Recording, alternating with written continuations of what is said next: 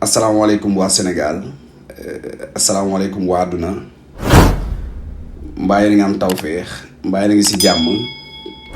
en tout cas man jamono ñu toll nii waaw maa ngi si jàmm maa ngi cool maa ngi carré waaw. gëjoon ngeen ma gis nag ça fait maintenant 10 jours je peux même dire 12 jours su ma juumul que dugaluma vidéo mu nekk benn affaire boobu lu ma tiis la parce que wax dëgg fa yàlla du lu fréquence yi man en fait nit ñi bu ñu gisee rek peut-être. Man personnellement su ma doon suivre benn nit en certain moment gisuma ko pendant 12 jours je vais me demander qu'est-ce qui s'est passé mais bon peut-être am na ñu ngi koy laaj ak ñu ngi ko dul laaj feebar naa fi nag une semaine yu garaaw une semaine 8 jours yu garaaw yoo xam ni c'était vraiment fële quoi maa ngi doon laaj yàlla projet yi futur bi lan la quoi est-ce que fii la wala fële la mais alhamdulilah tey jii nii boo leen ma gisee rek ça veut dire que ni yàlla dafa ne projet bi fii la ba léegi on va continuer. te ne dañ ñëw wax si benn affaire boo xam ni dafa am solo sujet bu sensible la nag boo xam ni annoncé woon naa si def vidéo kon soyez prêts quoi soyez prêts parce que ñetti angle lañ koy jëlee dañ koy jëlee angle bi nga xam ni moom mooy angle bi nga xam ni nit ñi noonu la ñu war a comporter woo si cas yi ni jëlee ko beneen angle boo xam ni tamit am na benn comportement yoo xam ne nit ñi war nañ ko def jëlee ko si beneen angle boo xam ni aussi tamit am nañu comportement yoo xam ni nit ñi war nañ ko bàyyi di def kon de ce fait nag tey nag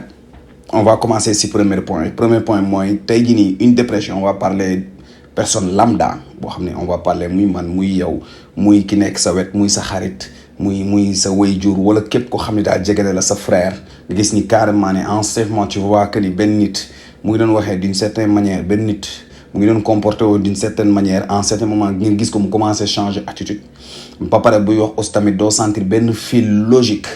boo xam ni am na si ki nga xam ni kooku loolu lay wax alors là tu dois t'alerter da ngay alerter wu ne kii la moo tax muy doxalee nii la moo tax muy waxee nii et je crois que la meilleure façon mooy jege ko essayer de comprendre jege ko essayer de l'aider pour que moom si boobu mu comprendre ndax am na problème wala am problème.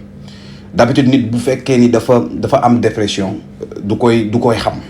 wala du ko nangu ne am na dépression peut-être yeneen nit ñi mën na ko gis mais moom peut-être gisu ko parce que moom jàpp na ne mu ngi cool am na ñoom boo leen ko waxee sax mën nañ ci mer mën nañ la attaquer d'une manière boo xam ne agressif parce que dañuy jàpp ni peut-être saaga nga leen nekk def wala da nga leen di minimiser wala da nga am loo xam ne loolu ngay wax ci ñoom pour jéem a yàq li nga xam ni moom moo di réputation wala wóoree ba. am na ñoo xam nag heureusement dañuy dem ba comprendre ne carrément ni ils ont wala elles ont besoin d'aide mu nekk affaire boo xam ne nag c'est rare mooy le cas de Marème Dial quoi qu'on puisse dire am na li nga xam moom moo di courage boo xam ni beaucoup de personnes amuñu ko peut-être ñenn ñi xamuñu ko woon sax xam ni carrément ne am na benn maladie bu ko géttee am na benn dépression boo xam ne dugg na si biiram kon tey jii la meilleure chose mooy wax ni man dama am dépression et c'est une sorte d'alerte boo xam ni Marème Dial wax yuuxu na mooy maanaam yuuxu na wallu léegi nag moment boobu nu nga xam ni une personne qui a senti que ni carrément y a quelque chose qui va pas en elle mu yuuxu alerte ne carrément dama am benn feebar dépression lañ koy woowee j'ai essayé de me suicider tant de fois am na ay affaires yu bëri yoo xam ni metti na ma muy sama xol mu toog émission plein mu génnee ko alors là benn yuuxu walla boobu noonu nag c'est le moment où les personnes proches de Marème Dial muy frère muy famille muy meilleur ami muy personnes yi nga xam ne ñoom jàpp nañ ni carrément am nañ benn rapport boo xam ni sain am nañ benn rapport boo xam ni sincère am nañ benn rapport boo xam ni maanaam dëgg la réel na ak nit kooku noonu am na fuñ teg nit kooku noonu foofu noonu Marème Dial ñooñu la doon woo léegi ñooñu mu woo nag du ay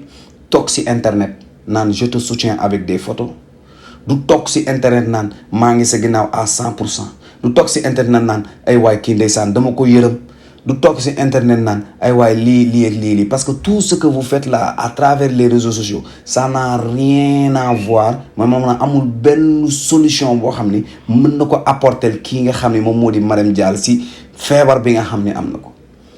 maanaam on sait tous que ni la dépression c'est pas quelque chose boo xam ni ça peut se guérir maanaam ce que les gens disent man nag malheureusement du ma docteur mais je me fie si ñi nga xam ne nit ñoo xam ne ay sociologue lañu wala ñeneen c'est pas quelque chose boo xam ni ça peut se guérir mais ça peut s'apaiser maanaam mën nga aider nit ki mu dem ba en certain moment mu retrouver li nga xam ne moom moo di sa raison, mu retrouver li nga xam ne moom moo di sa façon de vivre, mu retrouver li nga xam ne moom moo di une stabilité. léegi loolu pour mu am nag il faut que nit ñi au lieu que ñu koy jege c'est à travers digital mooy bind ay texte, bind ay commentaires, bind ay lii, non dañ koy jege à travers li nga xam ne moom moo di physique. maanaam jël li nga xam ne moom moo di daj bi dem. On a vu tout récemment benn capitaine bu ñu woowee capitaine Touré quand il a besoin des Sénégalais gis nañ ni carrément ni kii dañ ko dàq peut-être parce que xaw ma lan ak lan j'ai pas beaucoup suivi, mais j'ai vu carrément que ni Sénégalais yi jël nañ li nga xam moom moo di seen xaalis pour l'aider jege ko. Et c'est ça qu'on doit faire à chaque personne boo xam ni sentir nañ ni carrément ni kii commencé na am dépression wala kii commencé na feebar, ngeen jege ko, même s'il faut l'amener à l'hôpital, accompagner ko si am un si accompagner ko fu nekk pour nit ñi faj ko. Parce que chacun de nous ñun ñëpp képp koo xam ni être vivant ma yaa ngi dund mën nga am dépression d'un moment à l'autre. loolu mooy li nga xam ni moom moo di premier point bi, maanaam nan la ñu war a comporter woo mooy être alerté, seetlu nit ñi nga xam ni analyser nit ñi nga xam ne ñoom la ñuy nekkal chaque fois, xool leur comportement habituel. bu fekkee dafa nekk di changer après ils disent des choses yoo xam ne amul benn sens, là tu dois t'arrêter xam ni kii am na lu ko dal. loolu mooy premier point bi. si beneen côté bi nag balaa may def vidéo bi passé bi ma ko annoncé, il y avait beaucoup de personnes qui me disaient que ni pirate la, dañu sàcc comptam, dañu defoon lii. Il y a des personnes même qui disent que ni manipulation la lii c'est juste pour chercher buzz, c'est juste pour wane ni carrément que ni am na beneen série buy génn patati ñaan. En tout cas man ce que je vais dire mooy bu fekkee ne affaire bi quelque chose la boo xam ni dañ ko teg pour créer si buzz. Parce qu'on en a vu beaucoup de personnes qui te disent que ni dañ ko violer juste pour se faire connaître, pour am li nga xam ni moom moo di tur, pour buzz bi dellu seen ginnaaw, ñu toog télé di ko wax, ñuy toog di jiiñ nit ay dañuy violer di jëf nii pour yàq population bi wala pour yàq lii nii wala pour insérer benn genre sorte de propagande biir benn dëkk, ñu créer li nga xam ni moom moo di benn tendance. Si vous vous rappelez bien Sénégal daaw 2019 2020 xam nga lenn rek nga doon dégg mooy viol que même beaucoup de personnes en ont profité pour xam nit ñi xam leen, te pourtant yàlla xam ne ñu bëri fàtte woon nañ leen wala xamuñu leen woon, ñu utiliser mot viol boobu noonu pour def li nga xam moom moo di leur propagande personnelle pour nit ñi fàttaliku leen. gis nañ fi ay nit yoo xam ni ils utilisent des thèmes trop sensibles, comme exemple li nga xam ni moom moo di affaire de divorce. gis nañ ko fi si affaire de Mabo divorce boobu noonu tey jii nii bu antu woon on va voir beaucoup de personnes yoo xam ni ils vont utiliser li nga xam moom moo di stratégie boobu noonu pour se faire un nom wala pour créer li nga xam ne moom moo di buzz, pour pouvoir vendre li nga xam moom moo di benn son wala benn album wala benn clip wala benn lépp lu ñuy def. En fait, quand on choisit li nga xam ne moom moo di moo yooyu noonu, ça doit être quelque chose de réel, ça doit être quelque chose yoo xam ni prouvé, loo xam ne nit ñi dinañ si mën a jël pour combattre loolu, pas jël ko di si foo wala di ci out buzz. Maintenant nag nem nañ si li nga xam ni moom moo di dépression, tu vas voir après Marème Dial plus de 50 000 personnes yoo xam ni dinañ toog naan dañu am dépression juste parce que bëgg nañ am tuuti buzz quoi. Et loolu mooy li nga xam ni moom la Sénégalais war a moytu. En fait nit ñi bu ñëwee rek attaqué nañuy jël suñuy temps xool kii ban genre nit la, ndax li muy wax dëgg la, lan moo tax mu def ko def parce que lii moo ko dal wala daf ko def parce que lee moo ko dal. loolu mooy li nga xam ni moom moo di problème bi. En fait Sénégal moom mel noonu ñu ngi si année boo xam ni tey jii nii tu vas entendre plus de xaw ma ñaata nit génn di la wax ni dañoo am dépression, te pourtant avant Marème Dial di ko wax ñu bëri nee nañ fii am nañ dépression xaaroon yi ñu toog waxoo, te pourtant ñu ngi woon si réseau yi, ñu ngi woon si TikTok yi, ñu ngi woon si fépp pour mën a jàllal li nga xam ne moom moo di message boobu noonu pour alerter comme ni ko Marème Dial defee. Mais il a suffi que Marème Dial def ko ñu gis ni polémique am na si, coow am na si, nit ñaa ngi say wax, nit ñaa ngi am empathie, nit ñaa ngi ñëw commencé def li nga xam ni moom moo di la même chose, ñëw bëgg a wane ni carrément ñoom victime lañu aussi tamit si li nga xam moom moo di dépression. Gars yi képp ku nekk si ñun ñii toog boo moytuwul am nga dépression te xamoo ko, la meilleure solution mooy fexeel noo ko xamee, te xam boobu noonu c'est pas aller si réseaux sociaux yi wax ko, c'est aller te soigner wala essayer de te stabiliser. loolu mooy li nga xam moom moo di solution bi, parce que du man mi nekk si internet bi di la seetaan man maa lay mën a faj at waa ndeysaan yërëm naa ko, non dem leen hôpital ngeen faju y a des choses yoo xam ni du si réseaux sociaux yi lañ ko war a régler dañ koy régler si li nga xam ni foofu mooy liggéeyam. muy viol buñ la violé demal police nga dénoncé nga jarul indi fii ay réseaux sociaux wala jarul dem si ay site naan leen dañ ma violé demal nga dénoncé police def liggéeyam justice soit faite. bu fekkee tey jii nii sa jëkkër daf la dóor da ngay subir li nga xam ni moom moo di violence conjugale ñu lay dóor yu metti du ay dem toog si internet bi di ko wax muy star nga muy personne lambda nga demal nga régler ko fa mbaxane doonee benn. bu fekkee da nga am dépression demal nga wax ko wala nit ñi buñ ko gisee nañ ko jàppale jël kooku noonu yóbbu ko hôpital pour nit ñi faj ko. loolu mooy li nga xam ni moom mooy le cas léegi nag yeneen nit yi nga xam ni ba si affaire de viol miss bi mu fi génnee ne dañ ko violé tu as vu xaw ma ñaata miss la ñu am Sénégal fii ni ñu génn ñëw naan dañ leen violé or que peut-être mën na bañ a nekk sax dëgg et c'est là le problème bi nga xam ne tey jii nii dañuy dem ba benn instant ñu ngi banaliser les choses benn par benn banaliser nañ fi viol banaliser nañ fi ni ñu koy waxatee sax dóor jawar wala dóor jigéen banaliser nañ fi léegi dépression bii nii di nga gis ne en ce moment y aura personne yoo xam ne amuñu si benn yoon yoo xam ne dañuy ñëw banaliser aussi tamit la chose. léegi nag pour tënk nag affaire bi man je vais parler man Wes Show maay wax quoi mon opinion surtout sur l'affaire de Marème Dial je me dis que ni ok. déjà Marème Dial n'est pas benn nit boo xam ni comme Samba Ndiaye bi yennu dàmb wala comme Marème Faye bi jaay jerte wala xawma lan ak lan Marème Dial actrice la sénégalaise la personnage public la tey jii nii une personne qui te dit xawma maintes fois ni elle a tenté de se suicider je crois pas que ni Marème Dial tenté na suicider wu famille am xamuñu ko. en ce moment là la combat bi waroon commencer jël xale bu jigéen bi yóbbu ko éloigner ko si li nga xam ni moom moo di réseaux sociaux yi wala télé nationale yi pour muy bañ a dem di fa toog parce que man je peux pas comprendre comment une personne peut dire qu'elle est dépressive mais chaque fois ñu ngi koy gis fi nga xam ni foofoo gën a mën a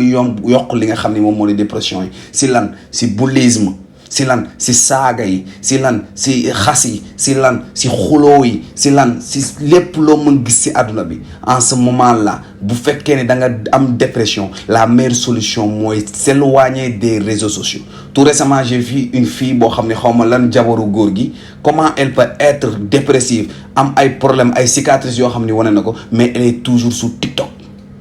sa poste nekkul foofu demal nga faju ji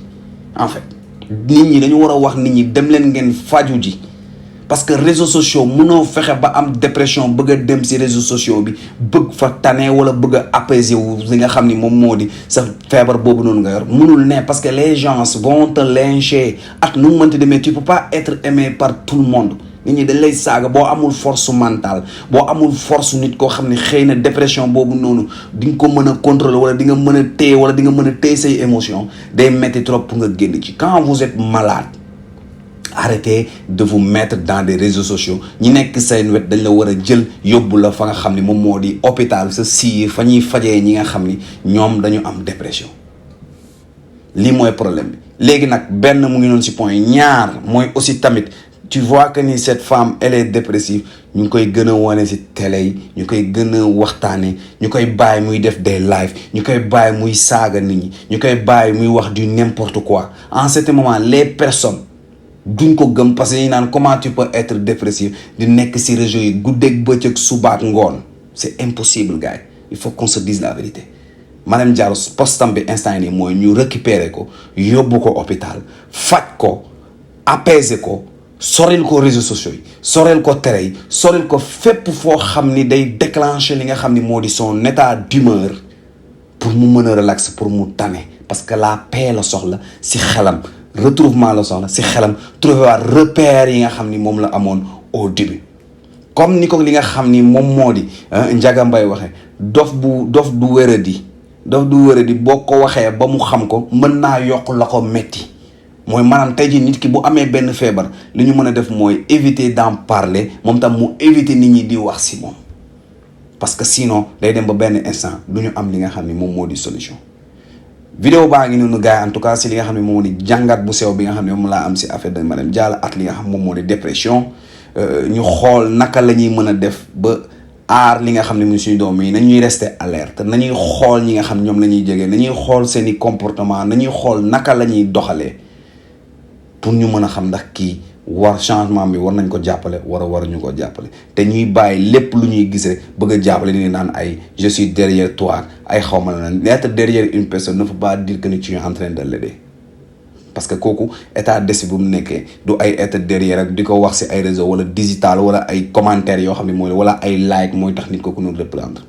neen koy jege faj ko def association dimbali ko def ay quête yóbbu ko hôpital loolu mooy li nga xam ne moom moo di jàppale une personne bi nga xam ne vraiment vous tenez à cette personne.